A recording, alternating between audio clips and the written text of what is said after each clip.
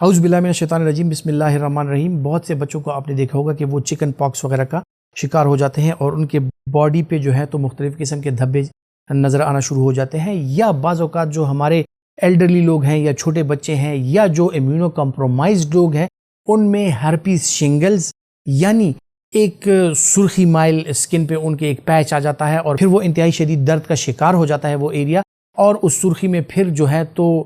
پانی سے بھرے ہوئے دانے نمودار ہونے لگتے ہیں جو کہ انتہائی درد اور انتہائی حد تک خارش کا شکار ہوتے ہیں، اور جس بندے کو وہ ہو جائے سو اس کو انتہائی اذیت میں رکھتے ہیں۔ سو یہ کیا چیزیں ہیں؟ خواتین و حضرات، ویریسیلا زوسٹر ایک وائرس ہے جو ہرپیز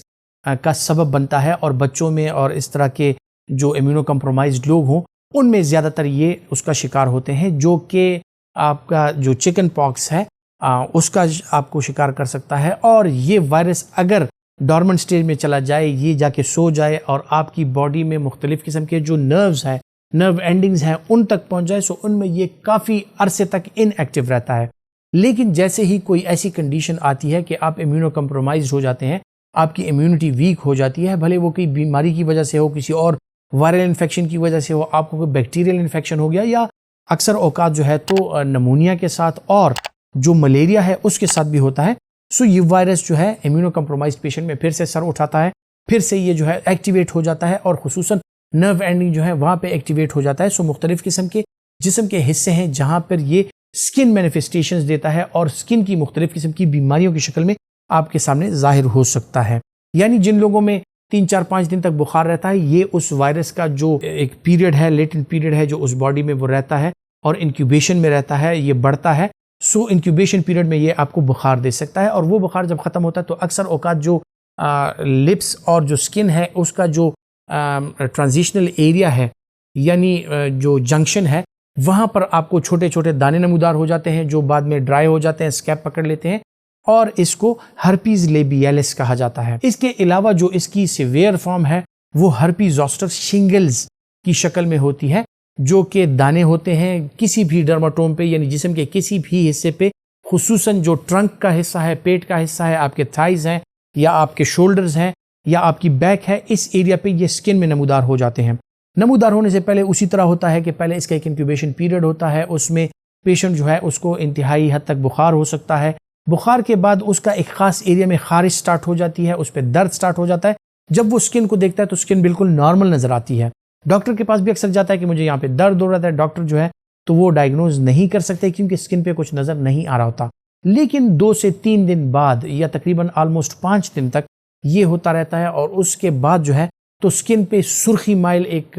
پٹی سی نمودار ہوتی ہے، اور 2-3 دن بعد جو ہے تو اس پہ مختلف قسم کے دانے نکل آتے ہیں جن میں جو پانی سے بھرے ہوئے ہوتے ہیں، جو کہ ہرپیز شنگلز کی علامت ہیں، جو انتہائی پینفل ہوتی ہیں، اور یہ خارج زدہ دانے ہوتے ہیں، اور اس سے پیشنٹ کو انتہائی تکلیف ہوتی ہے، یعنی یہاں تک ہوتی ہے کہ وہ ہسپتال یا ڈاکٹر کے پاس میڈیکل کیئر لینے پہنچ جاتا ہے۔ اب جن کو ایک دفعہ ہرپیز نمودار ہو جائے تو اس کی ڈائگنوزس پھر آسان ہو جاتی ہے، لیکن انکیوبیشن پیریڈ میں اکثر اوقات اس کی ڈائگنوزس بہت مشکل ہو۔ جب کسی کو ہرپیز ہو جائے خواتین و حضرات، یہ کچھ عرصے میں تقریباً 7 سے لے کے 14 دن میں یہ اس کے دانے جو ہیں یہ ٹھیک ہو جاتے ہیں، یہ جو ہے ڈرائی ہو جاتے ہیں اور سکن صاف ہو جاتی ہے، لیکن جن نرو اینڈنگز میں یہ ہوتا ہے وہاں پر وہ نروز کو ڈیمیج کر لیتا ہے، اور ان نرو اینڈنگز کی وجہ سے پین کا اور خارش کا ایک احساس جو ہوتا ہے وہ آپ کو کئی مہینے تک رہ سکتا ہے، جس کو